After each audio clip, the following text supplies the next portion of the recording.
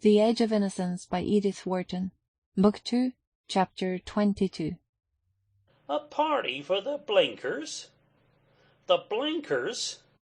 Mr. Welland laid down his knife and fork, and looked anxiously and incredulously across the luncheon table at his wife, who, adjusting her gold eyeglasses, read aloud in the tone of high comedy. Professor and Mrs. Emerson Sillerton request the pleasure of Mr. and Mrs. Welland's company at the meeting of the Wednesday Afternoon Club on August 25th at 3 o'clock punctually, to meet Mrs. and the Misses Blenker, Red Gables, Catherine Street, RSVP. Good gracious! Mr. Welland gasped, as if a second reading had been necessary to bring the monstrous absurdity of the thing home to him. Poor Amy Sillerton, you never can tell what her husband will do next. Mrs. Welland sighed.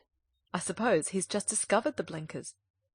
Professor Emerson Sillerton was a thorn in the side of the Newport Society, and a thorn that could not be plucked out, for it grew on a venerable and venerated family tree. He was, as people said, a man who had had every advantage. His father was Sillerton Jackson's uncle, his mother a Pennilow of Boston.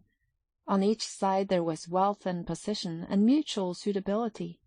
Nothing, as Mrs. Welland had often remarked, nothing on earth obliged Emerson Sillerton to be an archaeologist, or indeed a professor of any sort, or to live in Newport in winter, or do any of the other revolutionary things that he did.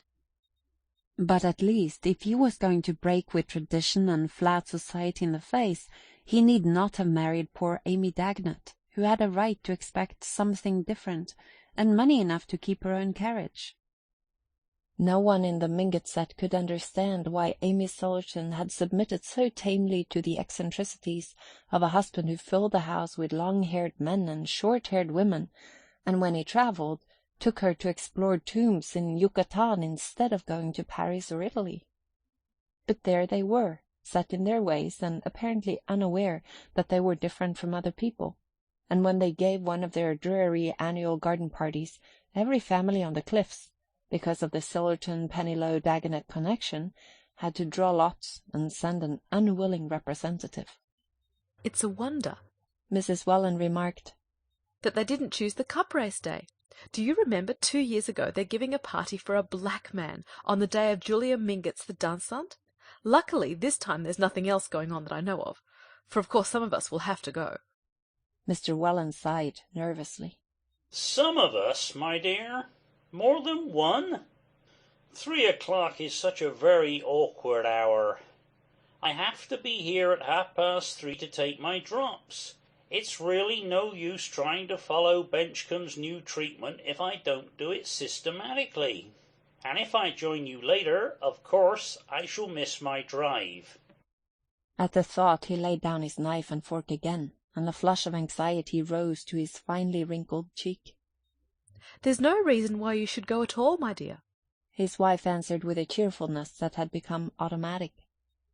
I have some cards to leave at the other end of Bellevue Avenue, and I'll drop in about 3:30 and stay long enough to make poor Amy feel that she hasn't been slighted.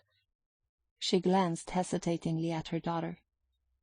And if Newland's afternoon is provided for, perhaps May can drive you out with the ponies and try their new russet harness. It was a principle in the Welland family that people's days and hours should be what Mrs. Welland called provided for. The melancholy possibility of having to kill time, especially for those who did not care for whist or solitaire, was a vision that haunted her, as the spectre of the unemployed haunts the philanthropist. Another of her principles was that the parents should never, at least visibly, interfere with the plans of their married children, and the difficulty of adjusting this respect for May's independence with the exigency of Mr. Welland's claims could be overcome only by the exercise of an ingenuity which left not a second of Mrs. Welland's own time unprovided for. Of course I'll drive with Papa. I'm sure Newland will find something to do, May said, in a tone that gently reminded her husband of his lack of response.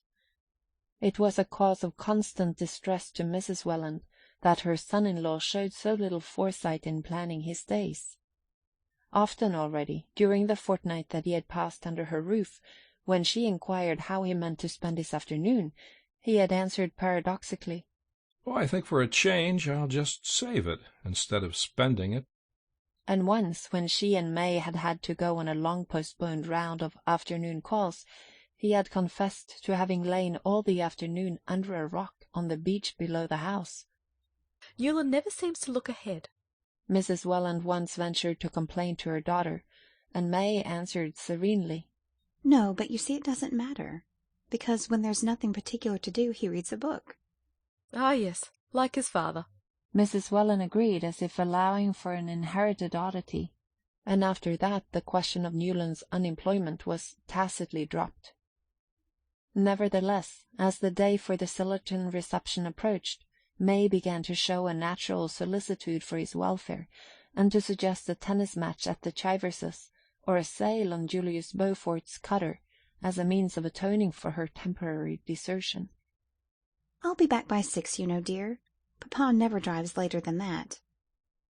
And she was not reassured till Archer said that he thought of hiring a runabout and driving up the island to a stud farm to look at a second horse for her brougham.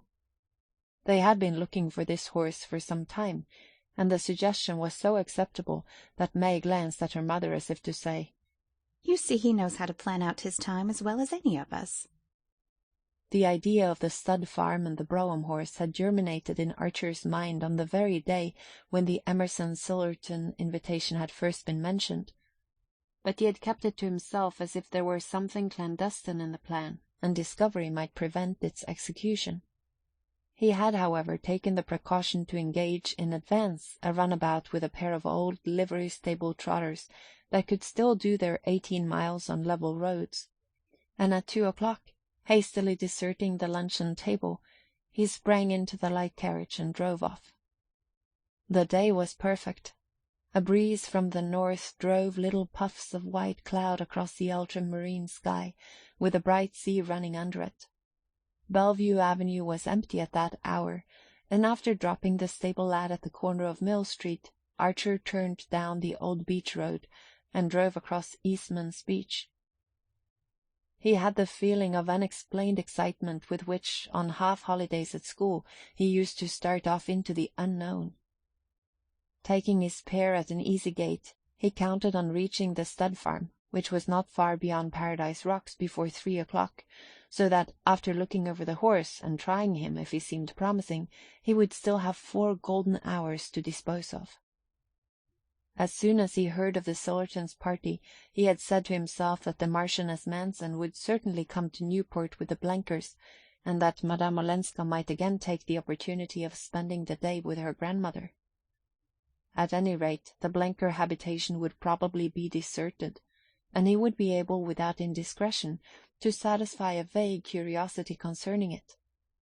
He was not sure that he wanted to see the Countess Olenska again, but ever since he had looked at her from the path above the bay, he had wanted, irrationally and indescribably, to see the place she was living in, and to follow the movements of her imagined figure as he had watched the real one in the summer-house.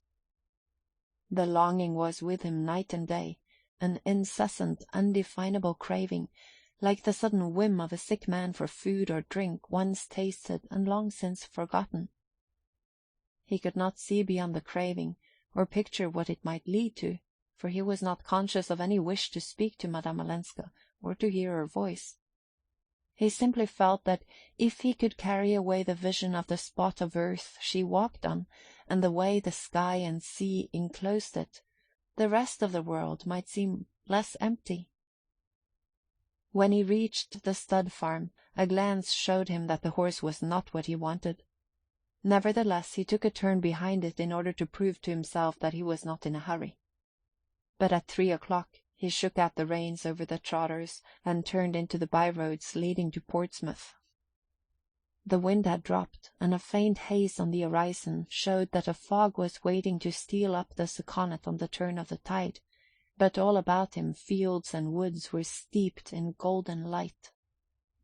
He drove past grey-shingled farmhouses in orchards, past hayfields and groves of oak, past villages with white steeples rising sharply into the fading sky, and at last, after stopping to ask the way of some men at work in a field, he turned down a lane between high banks of goldenrod and brambles. At the end of the lane was a blue glimmer of the river.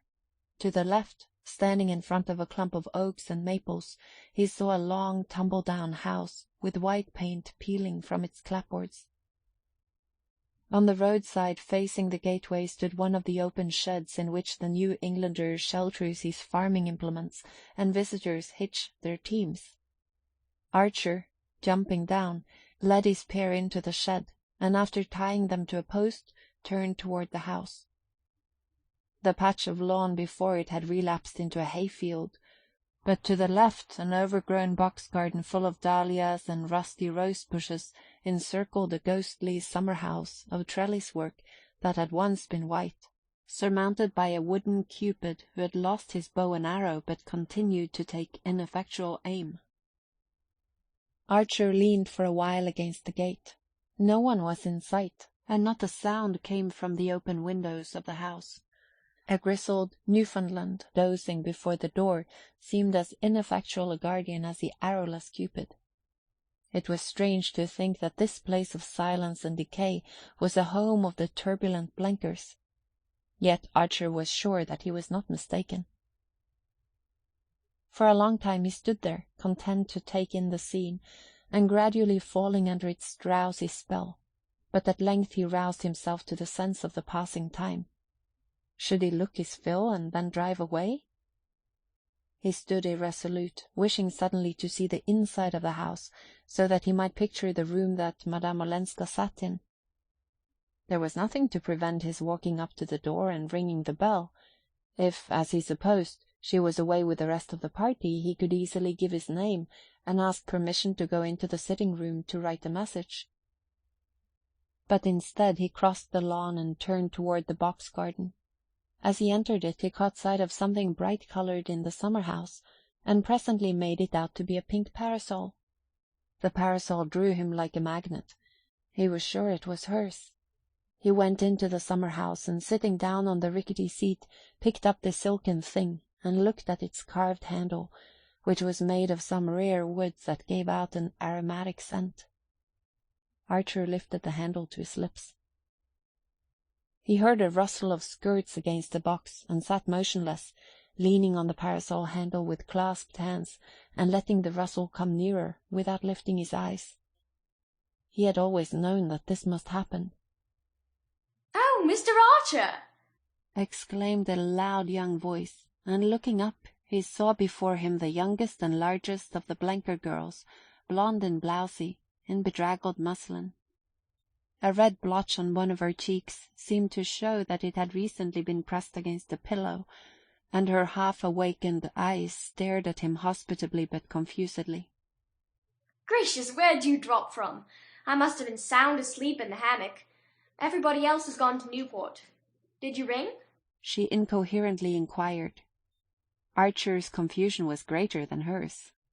No, that is, I was just going to. I had to come down the island to see about a horse, and I drove over on a chance of finding Mrs. Blenker and your visitors, but the house seemed empty, so I sat down to wait.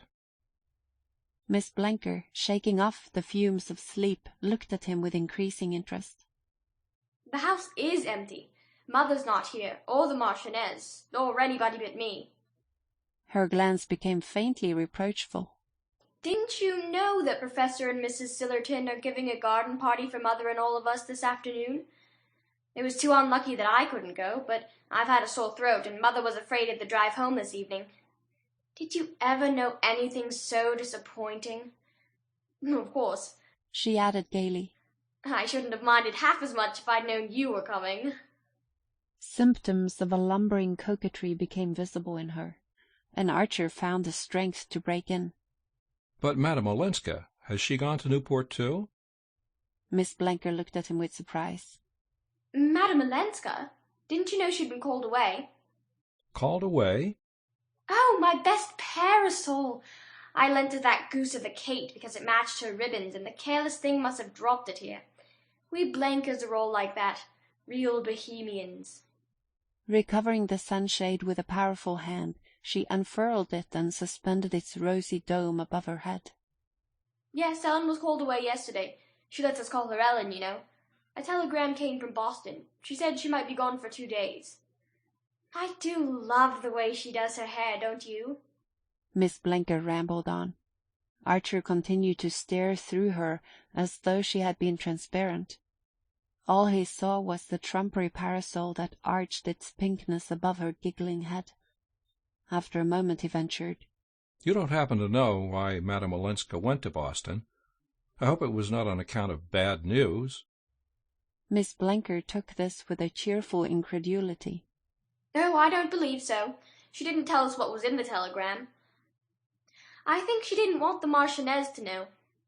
She's so romantic looking, isn't she? Doesn't she remind you of Mrs. Scott Soddens when she reads Lady Geraldton's Courtship?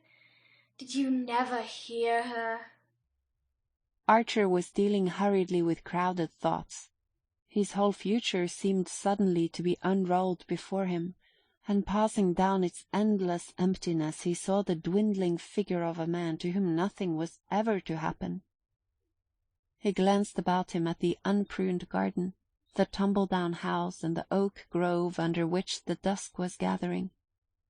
It had seemed so exactly the place in which he ought to have found Madame Olenska, and she was far away, and even the pink sunshade was not hers. He frowned and hesitated. "You don't know, I suppose. I shall be in Boston tomorrow. If I could manage to see her—" He felt that Miss Blenker was losing interest in him, though her smile persisted. No, of course. How lovely of you. She's staying at the Parker House. Must be horrible there in this weather. After that, Archer was but intermittently aware of the remarks they exchanged. He could only remember stoutly resisting her entreaty that he should await the returning family and have high tea with them before he drove home. At length, with his hostess still at his side, he passed out of range of the wooden Cupid, unfastened his horses, and drove off. At the turn of the lane he saw Miss Blenker standing at the gate and waving the pink parasol. End of Book 2, Chapter 22 of The Age of Innocence.